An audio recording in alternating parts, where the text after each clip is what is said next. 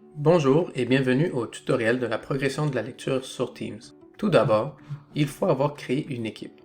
Une fois que cela sera fait, en cliquant sur Devoir, vous allez voir le bouton Créer apparaître. Vous avez le choix de faire votre activité de progression de la lecture en allant sur un nouveau devoir ou plus facilement de cliquer sur Accélérateur d'apprentissage et Progression de la lecture. Trois choix vont s'offrir à vous. Soit d'importer en Word ou en PDF un document que vous avez sur votre OneDrive, sur votre Teams, le bloc-notes pour la classe ou le charger à partir de votre appareil. Il est également possible de générer un passage de lecture à l'aide de l'intelligence artificielle. Une vidéo arrivera sous peu. Finalement, il est également possible de parcourir un exemple de bibliothèque.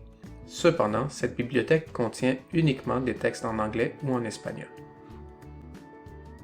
Donc, en chargeant un texte à partir de l'appareil de mon ordinateur, il devrait apparaître dans une page ici. Il est également possible de modifier le texte pour apporter des petites corrections. Il est maintenant le temps de remplir les informations en lien avec l'activité. Pour le niveau de lecture, si vous utilisez les Insights, ça vaut la peine de mettre un niveau de lecture spécifique avec chaque texte que vous créez.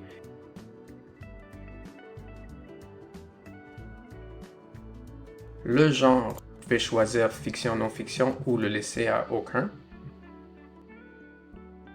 Pour le nombre de tentatives, il est possible de choisir entre 1 et 10 tentatives ou de laisser l'option illimitée. Pour ce qui est de la limite du temps, vous avez entre 1 et 10 minutes. De toute façon, lorsque vous allez voir le travail de votre élève, le nombre de mots par minute va être écrit. Une vidéo viendra sous peu sur l'affichage de l'étudiant ainsi que comment corriger un travail de fluidité de lecture sur Teams.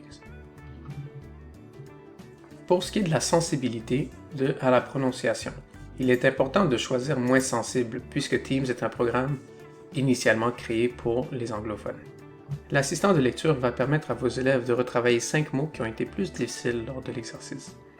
Il est possible d'ajouter une question de compréhension, une vidéo viendra sous peu sur comment le faire, et il est toujours préférable d'exiger une vidéo.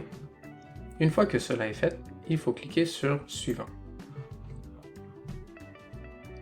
Maintenant, vous arrivez à la page Devoir. Si initialement vous avez cliqué de le faire à partir d'un devoir, il aurait été possible d'ajouter un accélérateur d'apprentissage et la progression de la lecture. Puisque nous l'avons déjà préparé, nous n'avons pas besoin de faire ceci. Donc, il faut donner un titre à l'exercice. Il est possible de donner des instructions aux élèves. Choisir la date d'échéance. Donc, juste cliquer et aller choisir la date d'échéance. Il est possible de choisir l'heure également.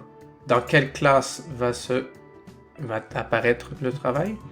Les étudiants qui se trouvent dans la classe ou tous les étudiants actuels et futurs si vous préparez des devoirs de fluidité de lecture d'avance avant de les partager avec les élèves. Vous n'avez pas de module nécessaire à mettre. Vous pouvez rajouter des barèmes si vous le désirez. Une fois que le tout est fait, il suffit de cliquer sur Affecter. Le devoir va apparaître dans la section de devoirs de vos élèves. C'est ce qui complète le tutoriel sur la progression de la lecture. De la part des conseillers pédagogiques à l'intégration du numérique du Centre de services scolaires Marguerite Bourgeois, bonne journée.